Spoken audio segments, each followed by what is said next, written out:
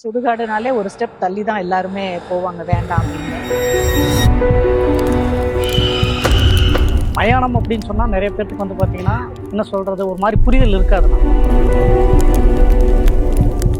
இது மதுரையில வந்து 2வது மின்மயானம் துவங்கி இருக்கு. ரொம்ப நாள் கழிச்சு கார்பரேஷன் கிட்ட இருந்து நம்ம பெர்மிஷன் வாங்கி ஈஷா அறக்கட்டளை மூலியமா இது நடத்துறதுக்காக நமக்கு பெர்மிஷன் கிடைச்சிருக்கு.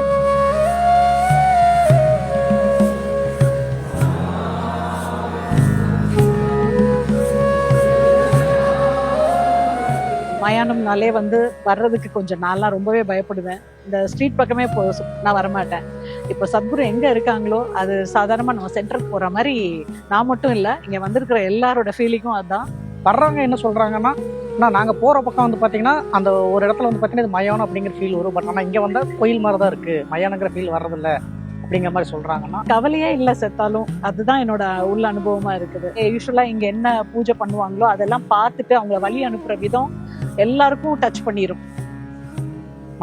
நான் நிறைய இடத்துல ஒர்க் பண்ணியிருக்கேண்ணா. பட் ஆனால் இதில் எங்கே போய் ஒர்க் பண்ணாலுமே நம்மளுக்கு வந்து பார்த்தீங்கன்னா சேலரி கிடைக்கும்னா ஃபேமிலியோடு இருக்கலாம், அதெல்லாம் வேறு. பட் இதில் வந்து பார்த்தீங்கன்னா இப்போ ஒர்க் பண்ணி முடிச்சுட்டு போகும்போது அவங்க என்ன சொல்லிட்டு போகிறாங்கன்னா, பரவாயில்ல தம்பி நல்லா பண்ணுறீங்க நல்லா இருங்க அப்படின்னு சொல்லிட்டு போகிறாங்க. ஒரு புண்ணியம் கிடைக்குதுன்னா நம்மளும் வந்து பார்த்தீங்கன்னா மன திருப்தியோடு ஒர்க் பண்ணுறோம்.